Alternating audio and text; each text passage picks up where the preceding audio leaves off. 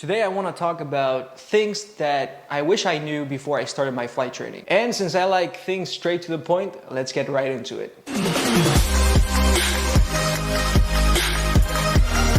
Naples Tower, November 8019 Yankee, ready for takeoff, runway 5.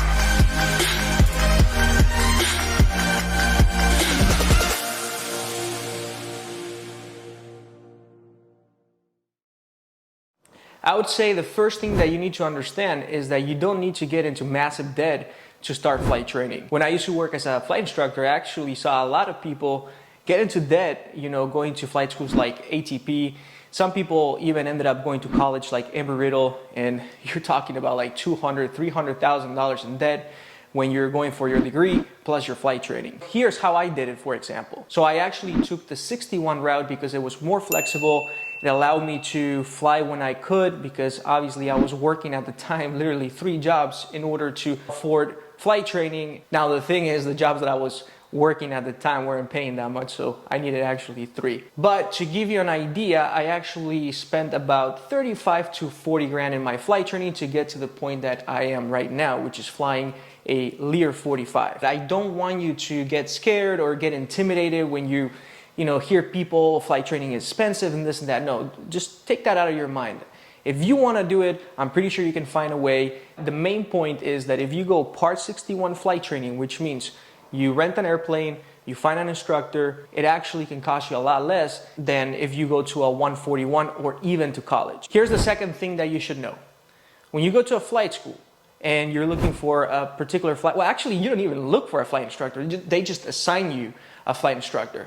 Now, here's where I want you to be careful. They're just gonna assign you whoever is available. If you don't like him, say something. I'm not saying young people are bad or anything like that, do not get me wrong, but usually if they're young, they're there to build time, and that means that within an X amount of time, they're gonna be leaving the flight school. Now, if you're gonna be taking your flight training seriously and you wanna do all your ratings, I suggest you find an older flight instructor, well, not necessarily older, but someone that is a career CFI, meaning the way they make their living is by teaching people. So this will ensure that this person is going to be with you along your whole training.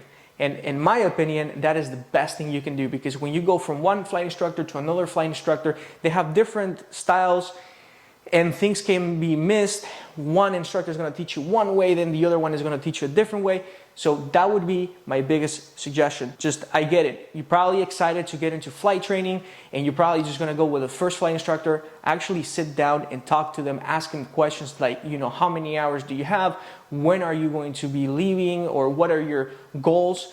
Just to ensure that this person just doesn't leave on the middle of your flight training. That's not gonna benefit you, actually is gonna hinder you. Now, you're gonna go to a different flight instructor, and this particular flight instructor may teach things a different way, and that may involve more hours and more money. I was lucky enough, because I didn't do this. I pretty much went with the first flight instructor. It just happened to be that my first flight instructor, he was a retired United captain, and this was what he was doing on his retirement, is just teaching people how to fly.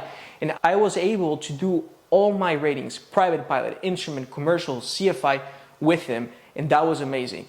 I mean, I knew exactly what he was looking for.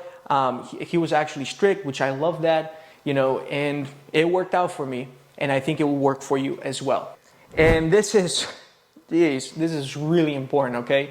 A lot of things can go wrong, okay, in a flight school. They require you to put a down payment, I don't know, like 5 grand, 10 grand to start a flight training. If there's an accident, okay, in this particular flight school, here's what can happen. The flight school gets sued, okay, and if they don't have the capital to take care of the lawsuit, they can file for bankruptcy, and that means you won't see your money.